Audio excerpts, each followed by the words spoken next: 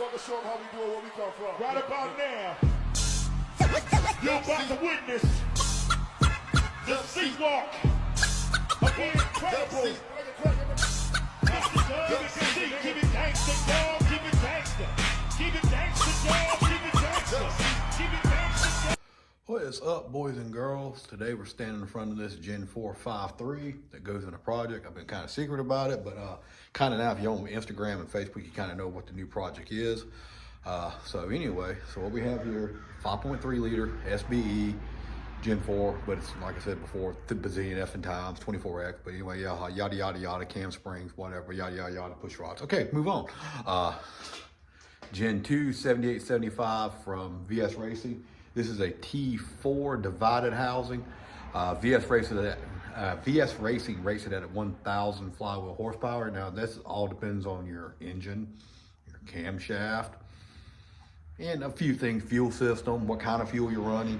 So you're not going to go out here and pump 87 and go lay down 1,000 wheel horsepower on an SBE 5.3. Okay, just things aren't going to happen that way. So it makes a good bit of power with good fuel. It'll top out around 750, 800 wheel on a 5.3, okay? With good fuel. Throw in your inject what your opinion of good fuel is. How wild you want to get with the timing. The timing is the issue, okay? So get as wild as you want. Your intake matters, your camshaft matters, your cylinder heads matter, your hot side matters. There's variables to this thing, okay? So you gotta just take it for what it is, all right? So we give you around an idea. But anyway, we're gonna aim this thing in and around 600 wheel horsepower. We're gonna put it on between 15 and 18 PSI, depending on how we feel. It will be on pump 93 because it's going into a full-on pure street vehicle, full interior, full everything.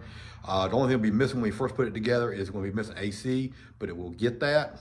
And it's obviously not this one because it doesn't qualify as any of those statements I made before. But anyway, any hoozles. So that's what we're going to do with this one. So first we're going to do is take this turbo off, put it up somewhere safe. Let me show you some stuff here. All right, like I said, we have that. We bought this eBay manifold here. This will do wonders for what we're doing, and it shortens up our hot side fab time and everything. Just there. We have a stock manifold on this side, and before you say, oh God, stock manifold, it hurts slow. No. Trust me, you can make a lot of power and go really fast on a pair of stock manifolds, but this one probably won't go that fast, but it's okay. Just for reference, let me show you something. In and around 380 cubic inches right here, rectangle ports, stock manifold, 98 millimeter turbo. These manifolds with that turbo will make enough power to scatter this block heads and rotating assembly across the track. So none of that is the limiting factor, okay? So what I'm trying to get out and tell you here is stock manifolds will get the job done, especially if you're sub 1,500 wheel horsepower. They'll get it there, and ain't none of us going there. Well, there's probably one or two of you over there, but the vast majority are not going there. This ain't a 1320 video, so you ain't got to lie about your shit. Just tell the truth. If she makes 430 wheel, say she makes 430 wheel and take everybody for a ride, and they'll be like, oh, dear Jesus, Jim Bob's 78 Camaro with a built 400 made 400 wheel and it wasn't this fast. No shit. So here we are. Let's go.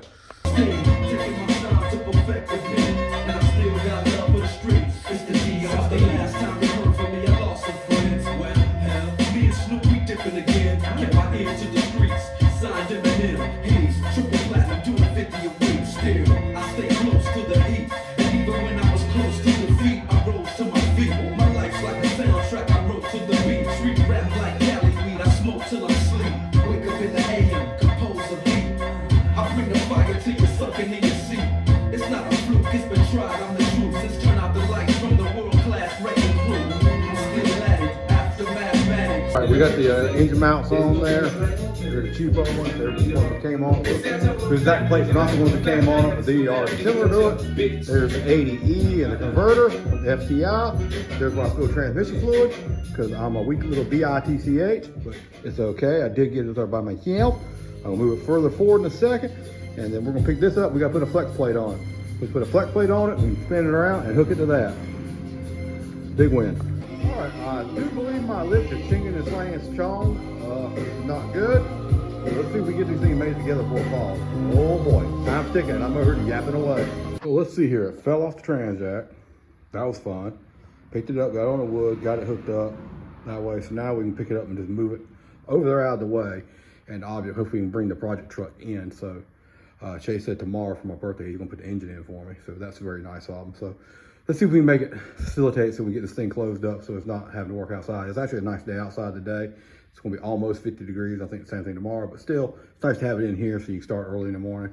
So let's see if we can make a progress towards that. All right, we got it there. Let's see if we get this open and get the truck in. I gotta clean the mess up first. And a mess went outside the door. I gotta clean messes up everywhere. Okay, we got the doors open. Let's clean up. Slide that in there. I gotta clean there, move that, clean trash up. Get that in, get it pushed up where it belongs, close the doors back, make sure I got room to get around the front and all the good stuff. Definitely gonna take the hood off that bad boy and put the motor in because we're gonna transmission it off. So it might have to go back out when we do it. I don't know. But anyway, I want to get it in here so we can do some wiring on it. I don't want it out there trying to wire on it when it's cold. Alrighty. There's a Tahoe Limited. I should recognize that Tahoe Limited. It should be real familiar if you're a long time viewer of the channel. The previous channels, because you know this one's crap. Because you know YouTube's got to be a bunch of prick walls. But anyway, that's neither here nor there. But anyway, here's some pictures of it outside.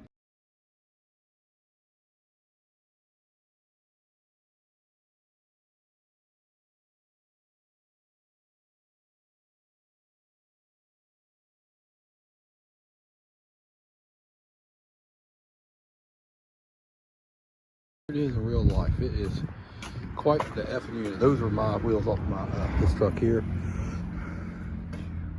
Yeah, we got some stuff to do to it, but definitely needs clean. It has no engine, no transmission. Obviously, you can tell why. What the hell would you put engine and transmission in it? So yeah, a lot of stuff to do to it. A lot of stuff. But let's get it into the garage so we get it where it goes and get the garage closed back up and get this truck back where it goes. And then we can talk about it and do some stuff, maybe, perhaps, maybe. All right, it's in there, barely. Let's get the other truck in here and start closing the doors up and figure what the heck we're gonna do. This big garage is suddenly not big enough. That is a big old girl. The sooner I get the engine and transmission and wire stowed in this thing, the sooner we can get the heck out of here. That'd be best, get it out of the garage. It's gonna live outside, so it's just temporary. I just gotta tell myself, just temporary. Little inconvenience for a good bit of stuff. All right, here it is in here. It is way too crowded, but this truck has a special place in my heart. This is the one Chase built a long time ago. We got a long way to go with it. I do mean a long way, but not as far as some other people, so I think we're good. We have the shifter back in it. Obviously, the cable ain't hooked to a darn thing. Like a beaver had a setscapade there in the seat, so have to do that. I took the gauge cluster out of it because we're not gonna run that. We're gonna run a Aces 7-inch dash in it. So I have a video up. I put up about the Aces. You should go watch that. It'll show what the dash looks like. We'll get that in tomorrow and give you a peek at it. Drove that one today. That was good fun. Good fun. 17 pounds is fun. But there we go. So you can see we have them in here. Yeah. A lot of work. I got to take the wheels off and tighten these things up because they're loose as shit.